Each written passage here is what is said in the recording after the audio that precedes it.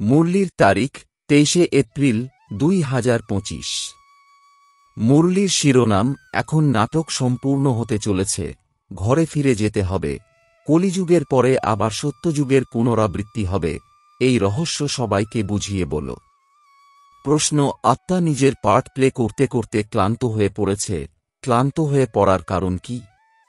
উত্তর, আত্মারা অনেক ভক্তি করেছে, টাকা পয়সা খরচ করে অনেক মন্দির তৈরি করেছে, ধাক্কা খেতে খেতে শতপ্রধান আত্মা তমপ্রধান হয়ে গেছে। তমপ্রধান হওয়ার কারণে দুঃখী হয়ে গেছে। যখন কোনো ব্যাপারে বিরক্তি আসে তখনই ক্লান্তি আসে। এখন বাবা এসেছেন সব ক্লান্তি দূর করতে। ওম শান্তি। আত্মাদের পিতা বসে আত্মারূপী বাচ্চাদের বোঝাচ্ছেন, ওনার নাম কি? শিব। এখানে যে বাচ্চারা বসে আছে তাদের যথার্থ রীতিতে স্মরণ থাকা উচিত। এই ড্রামায় প্রত্যেকের যে যে পার্ট রয়েছে সেই সবই সম্পূর্ণ হতে চলেছে। নাটক যখন শেষ হয়ে আসে সকল অ্যাক্টর বুঝতে পারে আমাদের পার্ট এখন শেষ হয়েছে, ঘরে ফিরে যেতে হবে। বাচ্চারা বাবাও তোমাদের বুঝিয়েছেন, এসব আর কেউ বুঝবে না, কারো জ্ঞান নেই। বাবা তোমাদের বিচক্ষণ করে তুলেছেন। বাচ্চারা, এখন নাটক সম্পূর্ণ হতে চলেছে, আবার নতুন চক্র শুরু হবে। নতুন দুনিয়াতে সত্য যুগ ছিল, এখন পুরানো দুনিয়াতে কলিযুগের অন্তিম সময়। এসব কথা তোমরাই জানো যারা বাবাকে পেয়েছ। নতুন যারা আসে তাদেরও এটা বোঝাতে হবে, এখন নাটক সম্পূর্ণ হতে চলেছে, কলিযুগ শেষ হলে আবারও সত্যযুগ রিপিট হবে। যারা আছে প্রত্যেককেই নিজ ঘরে ফিরতে হবে। নাটক শেষ হতে চলেছে, এতে মানুষ মনে করে যে প্রলয় হবে। তোমরা জানো পুরানো দুনিয়ার বিনাশ কিভাবে হয়। ভারত হল অবিনাশী, বাবাও এখানেই আসেন, বাকি সব খণ্ড শেষ হয়ে যাবে। এই বিচারধারা কারো বুদ্ধিতেই আসতে পারে না। বাচ্চারা, বাবা তোমাদেরকে বুঝিয়ে বলেন, এখন নাটক শেষ হতে চলেছে, আবারও রিপিট হবে। প্রথমে নাটকের বিষয়ে তোমাদের বুদ্ধিতে ছিল না। বলতে হয় তাই বলতে যে এটা হলো সৃষ্টি নাটক আর আমরা হলাম তার অ্যাক্টর। আগে যখন আমি বলতে তখন শরীরকে আমি ভাবতে। এখন বাবা বলেন নিজেকে আত্মা মনে করে বাবাকে স্মরণ করো। আমাদের সুইট হোমে ফিরে যেতে হবে।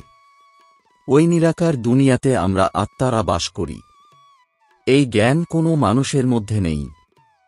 এখন তোমরা সঙ্গম যুগে রয়েছ, তোমরা জানো এখন আমাদের ফিরে যেতে হবে।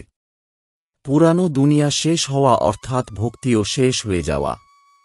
সর্বপ্রথমে কারা আসে, কিভাবে ধর্ম নম্বরানুসারে আসে এই বিষয়ে কোনো শাস্ত্রে লেখা নেই। বাবা এসে এই নতুন বিষয়ে জ্ঞাত করান। এই বিষয়ে আর কেউ বোঝাতে সক্ষম নয়। বাবাই এসে বোঝান।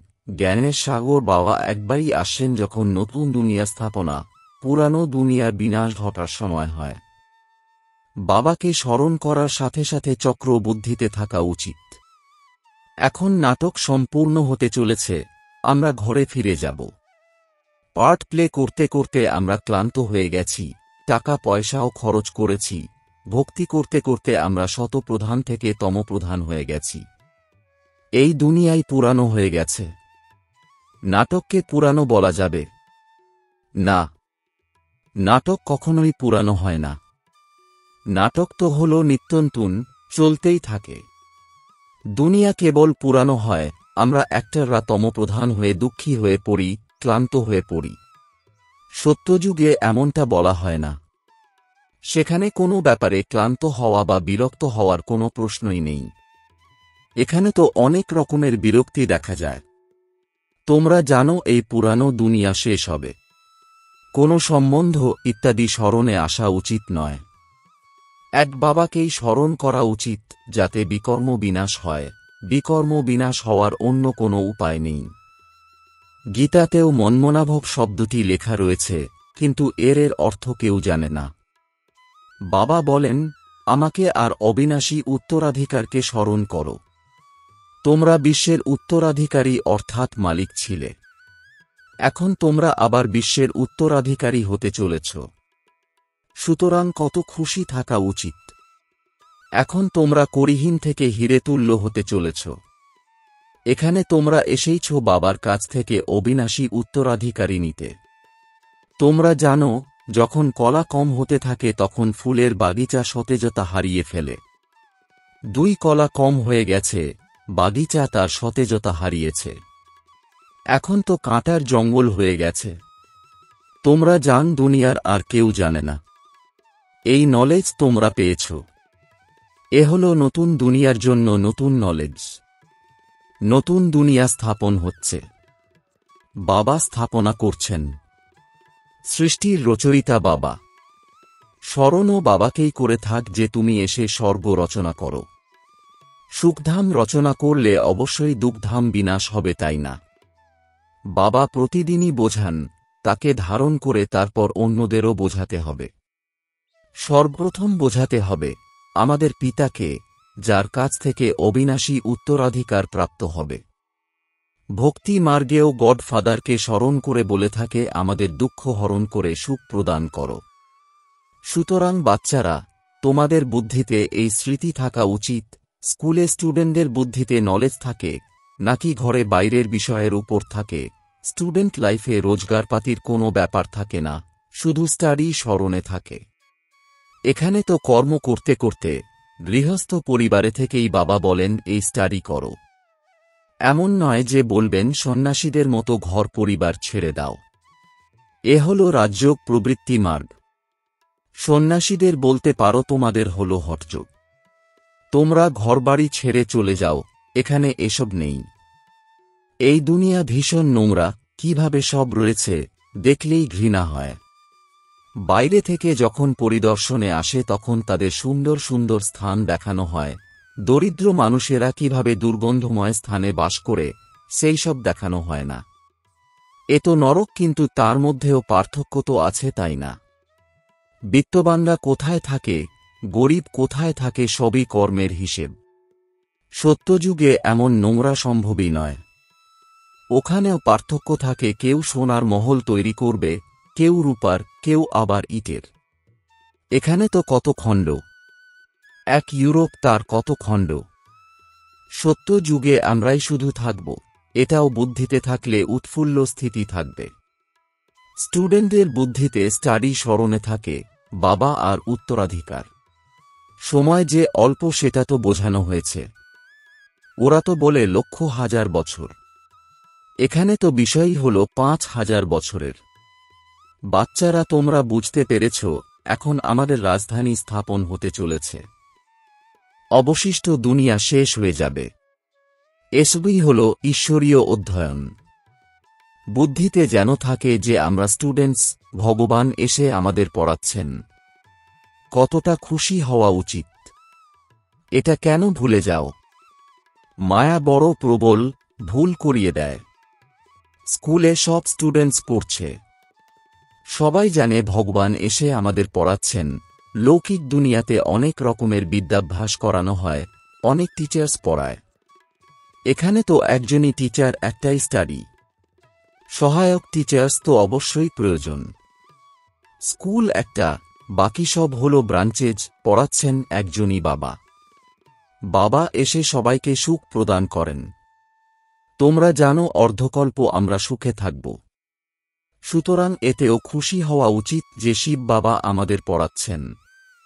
শিব বাবা স্বর্গ রচনা করেন, আমরা স্বর্গের মালিক হওয়ার জন্য পড়াশোনা করি। অন্তর্মনে কত খুশি হওয়া উচিত। ওই স্টুডেন্টরা খাওয়া দাওয়ার সাথে ঘরের কাজকর্ম ইত্যাদিও করে থাকে। হ্যাঁ, কেউ হোস্টেলে থাকে পড়াশোনার প্রতি অত্যধিক মনোযোগ দেওয়ার জন্য। সার্ভিস করার জন্য বাচ্চারা বাইরে থাকে। তাদের কাছে কত রকমের মানুষ আসে। এখানে তো তোমরা কত নিরাপদে বসে আছো, কেউ ভিতরে আসতে পারে না। তোমাদের এখানে অন্য কারো সঙ্গ নেই। পতিতদের সাথে কথা বলার প্রয়োজন নেই। তোমাদের কারো মুখ দেখারও দরকার নেই। তবুও যারা বাইরে থাকে তারাও দ্রুত এগিয়ে যেতে সক্ষম হয়। এটা আশ্চর্যের বিষয় যে বাইরে থেকেও অনেককে পড়াশোনা করিয়ে নিজের সমতুল্য করে তাদের এখানে নিয়ে আসে। বাবা জিজ্ঞাসা করেন, কেমন রুগীকে নিয়ে এসেছ? দুর্বল রুগী হলে তাকে 7 দিন ভাট্টিতে রাখা হয়। এখানে কোনো শূদ্রকে আনা উচিত নয়। এটা হলো মধুবন, এ হলো তোমাদের অর্থাৎ ব্রাহ্মণদের একটা গ্রাম। বাবা এখানে বসে তোমাদের বোঝান, বিশ্বের মালিক করে তোলেন। কোনো শূদ্রকে নিয়ে এলে ভাইব্রেশন নষ্ট হয়ে যাবে। বাচ্চারা তোমাদের আচার আচরণে সত্যতা থাকা উচিত। আরও অগ্রসর হতে হতে তোমাদের অনেক কিছু সাক্ষাৎকার হতে থাকবে। সত্যযুগে কি কি হবে, জীবজন্তুও কেমন সুন্দর হবে, সকল জিনিসই সুন্দর হবে। সত্যযুগের কোনো জিনিস এখানে হতে পারে না, ওখানেও এখানকার কোনো জিনিস হতে পারে না। তোমাদের বুদ্ধিতে আছে আমরা স্বর্গে যাওয়ার জন্য পরীক্ষায় সফল হতে চলেছি। যেমন পড়াশোনা করবে তেমনই টিচার হয়ে অন্যদেরও পথ বলে দেবে। সবাই টিচার তোমরা, সবাইকে শিক্ষা প্রদান করতে হবে। সর্বপ্রথম বাবার পরিচয় দিয়ে বলতে হবে যে বাবার কাছ থেকে এই উত্তরাধিকার প্রাপ্ত হয়। গীতা বাবাই শুনিয়েছেন, কৃষ্ণ বাবার কাছ থেকে শুনেই এই পদ প্রাপ্ত করেছে। প্রজাপিতা ব্রহ্মা আছেন যখন ব্রাহ্মণও প্রয়োজন। ব্রহ্মাও শিব বাবার কাছে পড়েছেন। তোমরা এখন পড়াশোনা করছো বিষ্ণুপুরীতে যাওয়ার জন্য। এ হল তোমাদের অলৌকিক ঘর। লৌকিক, পারলৌকিক, তারপর অলৌকিক। নতুন কথা তাই না? ভক্তি মার্গে কখনো ব্রহ্মাকে স্মরণ করে না, ব্রহ্মা বাবা বলা আসে না। শিব বাবাকে স্মরণ করে বলে দুঃখ থেকে মুক্তি দাও। তিনি হলেন পারলৌকিক পিতা, ইনি অর্থাৎ ব্রহ্মা বাবা হলেন অলৌকিক। একে তোমরা সূক্ষ্ম বতনে দেখে থাক, তারপর এখানেও দেখে থাক। লৌকিক পিতাকে তো এখানেই দেখা যায়, পারলৌকিক পিতাকে পরলোকে দেখা যায়। ইনি হলেন অলৌকিক ওয়ান্ডারফুল বাবা। এই অলৌকিক বাবাকে বুঝতে গিয়েই মুষড়ে পড়ে। শিব বাবাকে বলা হয় নিরাকার। তোমরা বলবে উনি বিন্দু, ওরা অখণ্ড জ্যোতি বা ব্রহ্ম বলে থাকে। অনেক মত, তোমাদের হল একমত। ব্রহ্মা দ্বারা বাবা মত দেওয়া শুরু করেছেন। এখন কত বৃদ্ধি হয়েছে। বাচ্চারা তোমাদের বুদ্ধিতে থাকা উচিত, আমাদের শিব বাবা পড়াচ্ছেন, পতিত থেকে পাবন করে তুলছেন। রাবণ রাজ্যে পতিত তমপ্রধান অবশ্যই হতে হবে, নামি এর পতিত দুনিয়া। সবাই দুঃখী, তবেই তো বাবাকে স্মরণ করে বলে বাবা আমাদের দুঃখ দূর করে সুখ প্রদান কর। সব বাচ্চাদের পিতা একজনই, উনি তো সবাইকেই সুখ দেবেন, তাই না? নতুন দুনিয়াতে শুধুই সুখ আর সুখ, বাকিরা সবাই শান্তিধামে থাকে। বুদ্ধিতে থাকা উচিত এখন আমরা শান্তিধামে যাব। যত কাছে আসতে থাকবে আজকের দুনিয়া কি, আগামীকালের দুনিয়া কেমন হবে সব দেখতে পাবে। স্বর্গের বাদশাহী নিকটেই দেখতে পাবে। সুতরাং বাচ্চাদের প্রধান বিষয় বোঝান হয়, বুদ্ধিতে যেন থাকে যে আমরা স্কুলে বসে আছি।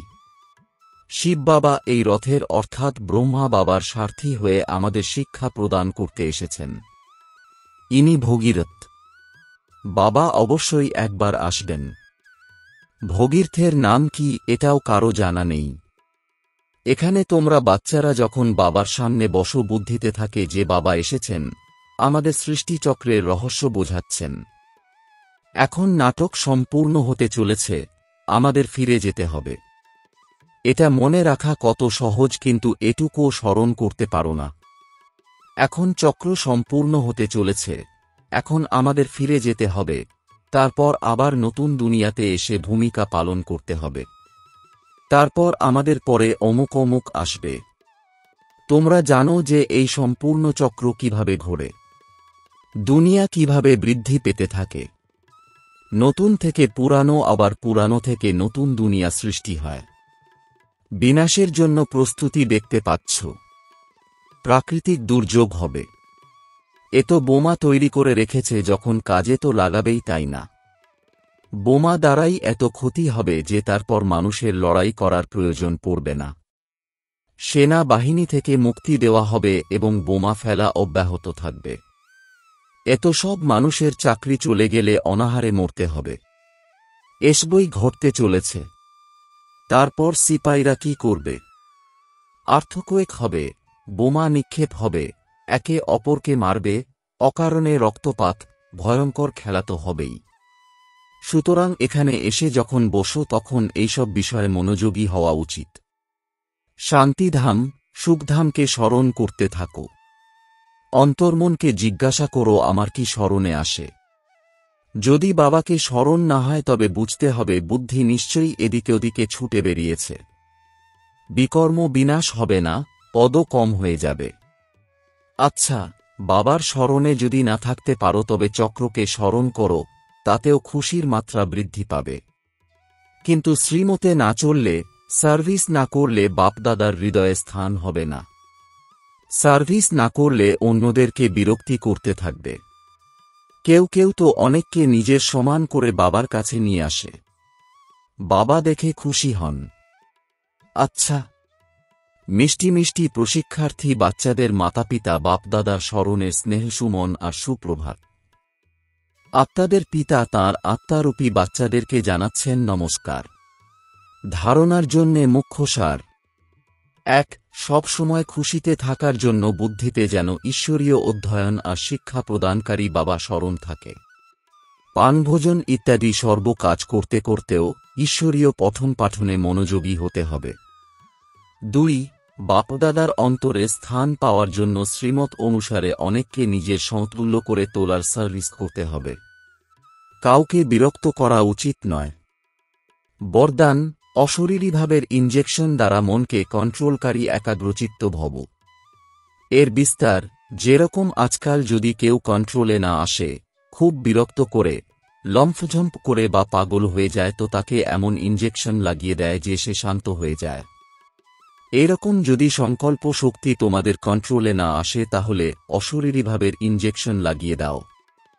তখন সংকল্প শক্তি আর ব্যর্থ দিকে যাবে না, সহজেই একাগ্র হয়ে যাবে। কিন্তু যদি বুদ্ধির লাগাম বাবাকে দিয়ে পুনরায় নিয়ে নাও তো মন ব্যর্থের জন্য পরিশ্রম করতে শুরু করে দেয়। এখন ব্যর্থের জন্য পরিশ্রম করা থেকে মুক্ত হও। স্লোগান: নিজের পূর্বজ স্বরূপকে স্মৃতিতে রেখে সকল আত্মাদের উপরে দয়া করো। ওম শান্তি।